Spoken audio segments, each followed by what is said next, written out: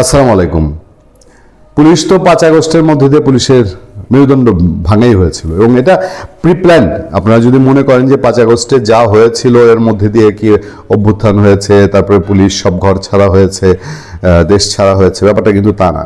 এটা ইচ্ছা করে প্ল্যান মাফিক পুলিশের থানায় হামলা, অস্ত্র লোড, পুলিশকে ভয় দেখানো, বাংলাদেশের যেন পুরো পুলিশিং ব্যবস্থাটা ভেঙে পড়ে। এবং দেখছেন তো এখন পর্যন্ত একটা নির্বাচিত সরকার কেউ এসে জানবে, পুলিশ কিন্তু এখনও পুরোপুরি লাইনে আসেনি।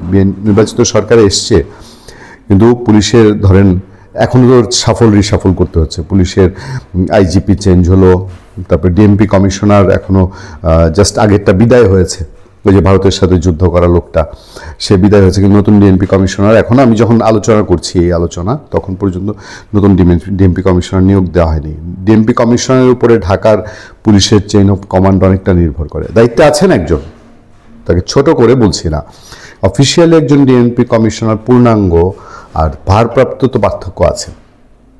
এগুলো সবটাই মানে পুলিশিংটা যেন এই অবস্থা হয়, এটা ইউনুসের যে মাস্টার প্ল্যান, যে প্ল্যান সে ওই যে ইন্টারন্যাশনাল লবিস্ট নিয়োগ করে শেখ হাসিনাকে নামানোর নাম করে শেখ হাসিনার পরে কিভাবে দেশটায় লুটপাট করবে, এই পার্টের অংশ ছিল এটা। এবং এরপরে মেরুদণ্ড ভাঙা পুলিশের মাজা ভেঙে দেওয়ার জন্য এই পুলিশে ওই চৌকিদার দফাদার নাইট গার্ডের পোশাক পরাই দিছিল। পুলিশের জগজগ একটা পোশাক, ব্লু গ্রিন, এই কালারগুলোর মধ্যেই তো একটা আভিজাত্য আছে। ওই কালারগুলো বদলায় রাস্তাঘাটে ওই অ্যাপার্টমেন্টের দারোয়ানের যে পোশাক, চৌকিদারের দফাদারের যে পোশাক, এই যখন পুলিশের পোশাক দেওয়া হয়েছে তখনই আমরা বলছি যে এটা কী কাণ্ড। এবং তাই হয়েছে কোনো ধরনের, এবং এই ধরনের মানে ড্রেস চেঞ্জের ব্যাপারে যে একটা এক্সপার্টিস, একটা বিশেষজ্ঞ চিন্তা থাকতে হয়, এটার ধারে কাছেই ছিল না ইউনুস সরকার। আপনারা হয়তো বিশ্বাস করবেন না, কিন্তু এই ড্রেস চেঞ্জের তল দিয়েই কিন্তু বাণিজ্য হয়ে গেছে বহু। ধরেন এই ড্রেস চেঞ্জের ডিজাইন যারে করানো হয়েছে তারই আবার জুলাই ঘরানার লোক লাগছে, ডিজাইনার লাগছে, সেই ডিজাইনারের একটা পেমেন্ট দিতে হয়েছে। এগুলো চেঞ্জ করতে গিয়ে যেগুলা টেন্ডার ফেন্ডারে তো তারা ধার ধারে নেই, এই নতুন পোশাক বানানো এসবের মধ্যে দিয়ে দেখেন গিয়ে শত কোটি টাকার বাণিজ্য হয়েছে। সেই পোশাক এখন পরিবর্তনের জন্য পুলিশ রয়েছে এবং খুব যৌক্তিক জায়গায় হাত দিয়েছে। মানে বাংলাদেশের 96% পুলিশ এই পোশাকটা পরতেই পারে না, এটা গরম লাগে, এটা অস্বস্তি লাগে, এটা দেখতে চোখে যন্ত্রণা হয়। পুরনো ইউনিফর্মে ফিরে যাওয়ার উদ্যোগ নিয়েছে পুলিশ সদর দপ্তর মাত্র 3 মাস আগে প্রায় 141 কোটি টাকা খরচ করে। জানতেন না, 141 কোটি টাকা খরচ করে ইউনিফর্ম পরিবর্তন করা হলেও পুলিশের অভ্যন্তরীণ জরিপে 96.5% সদস্যই পুরনো ইউনিফর্মের পক্ষে মত দিয়েছে। দেখেন, মানে 96% বাদ রইল কি, 100%-এর মধ্যে 96% পুলিশেই বলছে যে আগের ইউনিফর্মটা ভালো ছিল। বর্তমান ইউনিফর্মে সন্তুষ্ট মাত্র 1% কম সদস্য।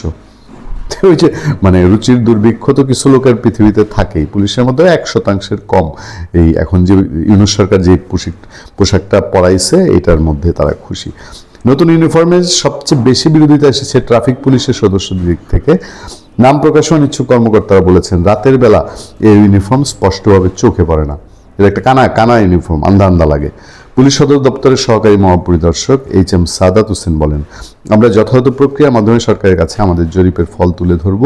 সরকারের সিদ্ধান্তের আলোকে পরবর্তী পদক্ষেপ নেওয়া হবে। নাম প্রকাশ না করার শর্তে পুলিশের সদর দপ্তরের একাধিক জ্যেষ্ঠ কর্মকর্তা জানিয়েছেন, নবগঠিত সরকার 2004 সালে বিএনপি সরকারের সময়ে প্রবর্তিত ইউনিফর্ম ফিরিয়ে আনতে আগ্রহী।